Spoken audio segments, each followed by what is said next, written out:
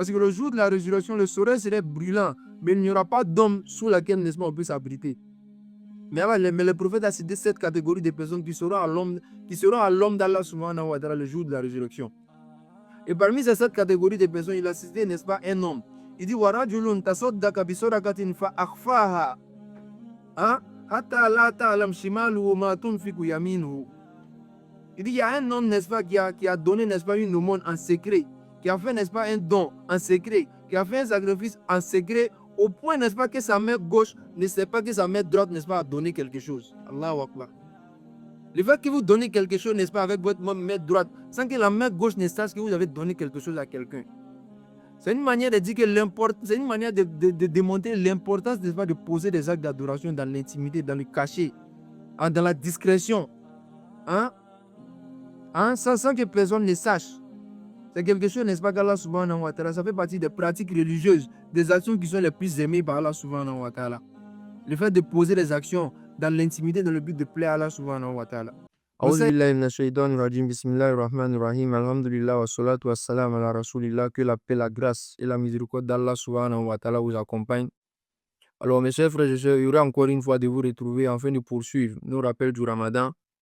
Nous demandons à Allah subhanahu wa ta'ala de nous faciliter la clarté dans nos propos et la compréhension également de nos interventions. Alors, alhamdulillah, mes chers frères et sœurs, nous voici au 17e jour du mois béni du Ramadan. Qui dit 17e jour signifie que nous sommes déjà à la fin, n'est-ce pas, de la deuxième décade du mois de Ramadan et que bientôt, n'est-ce pas, nous allons entamer les 10 dernières nuits du mois de Ramadan. Mes chers frères et sœurs, ces moments sont des moments où l'adoration doit devenir plus intense. L'adoration doit devenir plus profonde. Nous devons fournir, n'est-ce pas, beaucoup, n'est-ce pas, d'efforts afin de maintenir le cap durant ces moments-là et sortir, n'est-ce pas, durant du mois de Ramadan avec un bagage spirituel qui nous permettra, n'est-ce pas, d'évoluer, n'est-ce pas, dans notre pratique religieuse. Donc c'est pourquoi aujourd'hui nous parlons de l'importance, n'est-ce pas, de l'adoration dans la discrétion. L'importance du fait d'adorer Allah subhanahu wa ta'ala de manière cachée dans l'intimité. Comment est-ce que nous devons cultiver? Nous pouvons cultiver. Comment peut-on nous cultiver, n'est-ce pas, une relation secrète avec Allah subhanahu wa ta'ala et comment nous éloigner également du regard des autres, du regard des gens pour adorer Allah subhanahu wa ta'ala avec sincérité. Voilà ce pourquoi, n'est-ce pas, voilà ce dont nous parlons aujourd'hui. Donc nous demandons à Allah subhanahu wa ta'ala de nous faciliter, n'est-ce pas, la sincérité, n'est-ce pas, dans notre pratique religieuse. Donc premièrement, nous parlons de l'importance, n'est-ce pas, de la discrétion, n'est-ce pas, dans nos actes d'adoration. Il est important, n'est-ce pas, d'avoir, n'est-ce pas, de pratiquer, n'est-ce pas, notre adoration dans la discrétion. Dans ce mois béni de Ramadan, nous posons des actions dans le but de nous rapprocher d'Allah subhanahu wa ta'ala. Nous faisons beaucoup d'efforts dans le but, n'est-ce pas, de purifier nos intentions, de purifier nos cœurs et, n'est-ce pas, et renforcer notre relation avec Allah subhanahu wa ta'ala. Mais dans tous les actes d'adoration que nous posons, tous les efforts que nous fournissons dans l'adoration, il y a une adoration, n'est-ce pas, qui est plus aimée, plus appréciée par Allah subhanahu wa ta'ala parmi tous les adorations que nous faisons. Il y a une manière d'adorer Allah subhanahu wa ta'ala qui est plus aimée par Allah subhanahu wa ta'ala que toutes les manières d'adorer Allah subhanahu wa ta'ala. Et cette manière d'adorer là, c'est le fait d'adorer Allah subhanahu wa ta'ala dans la discrétion. L'adoration dans la discrétion, l'adoration dans l'intimité, l'adoration également dans le cachet. C'est cette adoration-là qui est le plus appréciée par Allah subhanahu wa ta'ala que tous les actes d'adoration.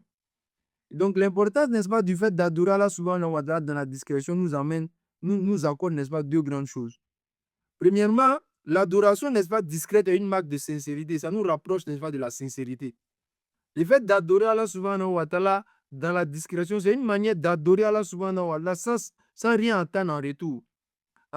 Adorer Allah subhanahu wa ta'ala dans la discrétion, c'est de s'éloigner également de l'ostentation. De s'éloigner, n'est-ce pas, de la vue des gens, du regard des gens.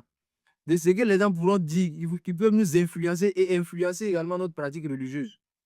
Donc quelqu'un qui adore Allah subhanahu wa ta'ala, qui fait des pratiques religieuses dans la discrétion, dans l'intimité, sans que personne ne sache, sans que personne ne le voie, c'est une manière également de se rapprocher de la sincérité et de s'éloigner de l'ostentation.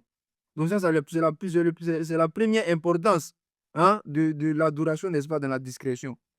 Deuxièmement, le fait d'adorer Allah subhanahu wa ta'ala dans la discrétion nous renforce, n'est-ce pas, notre lien avec Allah subhanahu wa ta'ala. Renforce notre proximité avec Allah subhanahu wa ta'ala. Parce que ce qui se fait, l'action qui se fait, on n'attend rien, n'est-ce pas, en retour à partir de cette action-là, si ce n'est l'agrément d'Allah subhanahu wa ta'ala. Le fait de vous lever à 2 heures du matin pour prier, Hein, vous n'attendez rien d'autre de la part de quelqu'un si ce n'est d'Allah subhanahu wa ta'ala. Donc, cette action que vous posez en ce moment-là permet, n'est-ce pas, à Allah subhanahu wa ta'ala d'intensifier ses liens avec vous, d'intensifier ses rapports avec vous. Qu'Allah intensifie, n'est-ce pas, ses rapports avec nous, Inch'Allah ta'ala. C'est pourquoi le Coran également nous recommande d'invoquer Allah subhanahu wa ta'ala dans l'humilité et en secret également. Et dans le secret. Le fait d'invoquer Allah subhanahu wa ta'ala dans le secret est quelque chose de recommandé par le Saint-Coran. Le fait d'invoquer Allah subhanahu wa ta'ala hein, dans l'humilité est quelque chose, n'est-ce pas, d'enseigner également, de recommander, n'est-ce pas, par le Saint-Coran. Le Coran nous enseigne le fait d'adorer Allah subhanahu wa ta'ala dans l'humilité et dans le secret également. C'est pourquoi le Allah subhanahu wa ta'ala dit waskur rabbaka fi nafsika tadarruan wa khifatan wa duna jari min al-qawl bil wudubi wal aswal wa la takun min al-ghafilin. Allah subhanahu wa ta'ala dit invoque Allah subhanahu wa ta'ala, invoque ton Seigneur en toi-même dans l'humilité et dans la crainte d'Allah subhanahu wa ta'ala. Si vous invoquez Allah subhanahu wa ta'ala, invoquez Allah subhanahu wa ta'ala dans l'humilité et dans la crainte d'Allah subhanahu wa ta'ala. Et qui parle d'humilité parle de discrétion. Qui parle d'humilité parle d'intimité. Qui parle d'humilité parle de poser des actions sans que personne ne sache également. Et donc ça c'est une valeur qui est enseignée, n'est-ce pas, dans le Saint-Coran. Le fait d'invoquer Allah subhanahu wa ta'ala dans l'intimité.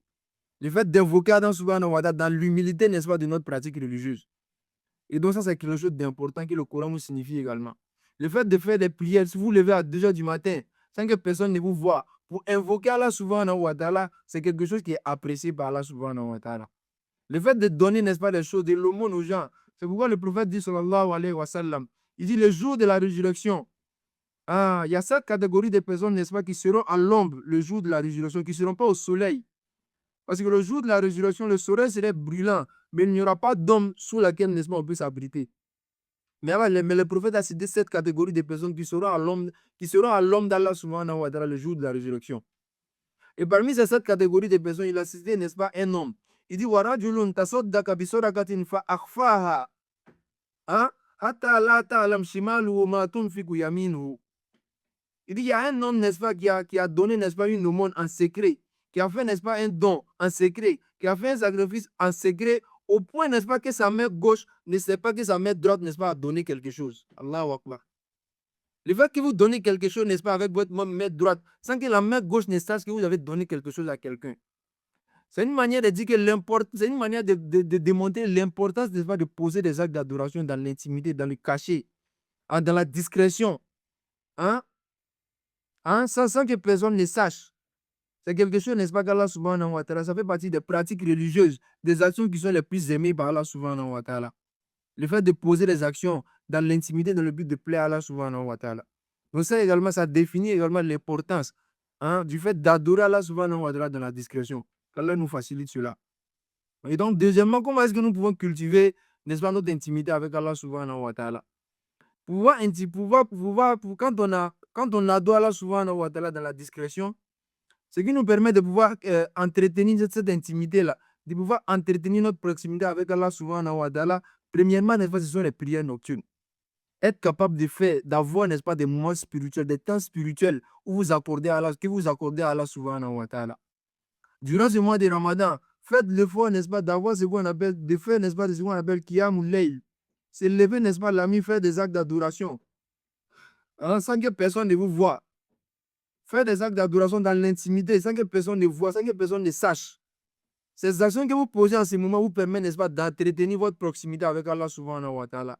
De renforcer, n'est-ce pas, votre lien avec Allah subhanahu wa ta'ala. Et deuxièmement, le fait, n'est-ce pas, de faire des évocations en secret. Parce que le Coran dit Ud'u rabbakum tadarruan wa khifatan wa khufyatan innahu la yuhibbul mu'tadin. Allah subhanahu wa ta'ala dit invoquez, n'est-ce pas, votre Seigneur avec humilité, dans l'humilité, en toute humilité et avec discrétion également. Donc le fait d'adorer Allah subhanahu wa ta'ala dans l'humilité, quand tu es seul et que tu parles d'Allah subhanahu wa ta'ala comme à ton confident, quand tu te confies uniquement à Allah subhanahu wa ta'ala, en ce moment-là, cette confidence que tu fais en ce moment-là te permet, n'est-ce pas, d'entretenir ta proximité avec Allah subhanahu wa ta'ala. Et troisièmement, c'est le fait de donner également en secret. Alors, comme nous l'avons mentionné, n'est-ce pas, comment on appelle ça en haut, c'est ce que vous donnez, n'est-ce pas, en secret, en sans que personne ne sache. Le prophète nous enseigne que donner discrètement est un signe également de sincérité et qui nous protège, n'est-ce pas, de l'ostentation. Qu'Allah nous préserve de l'ostentation. Et donc, voilà ces trois grandes choses-là que le fait, n'est-ce pas, comment on appelle ça, qui nous permettent plutôt de cultiver, n'est-ce pas, notre intimité avec Allah subhanahu wa ta'ala et de faire l'effort d'entretenir, de poser des actions dans le but de cultiver également la discrétion, n'est-ce pas, dans notre adoration. Et donc, le troisième point, c'est l'impact, n'est-ce pas, de l'adoration discrète. Quand on adore Allah subhanahu wa ta'ala dans la discrétion, ça nous permet de purifier, n'est-ce pas, notre âme et de nous rapprocher, n'est-ce pas, de la sincérité. Premièrement, de purifier nos intentions, de purifier notre cœur, de purifier notre âme, et ça nous rapproche également de la sincérité avec Allah subhanahu wa ta'ala. Et deuxièmement, c'est quelque chose qui nous protège, n'est-ce pas, de l'ostentation et de l'hypocrisie. Qu'Allah nous préserve de l'ostentation, parce que l'ostentation, c'est quelque chose qui peut effacer, n'est-ce pas, tous les actes d'adoration, toutes les bonnes actions que nous avons faites dans le passé. Le fait de poser des actes d'adoration dans le but, n'est-ce pas, d'attirer l'attention des gens sur vous, c'est ce qu'on appelle l'ostentation. Allah nous préserve également de ça.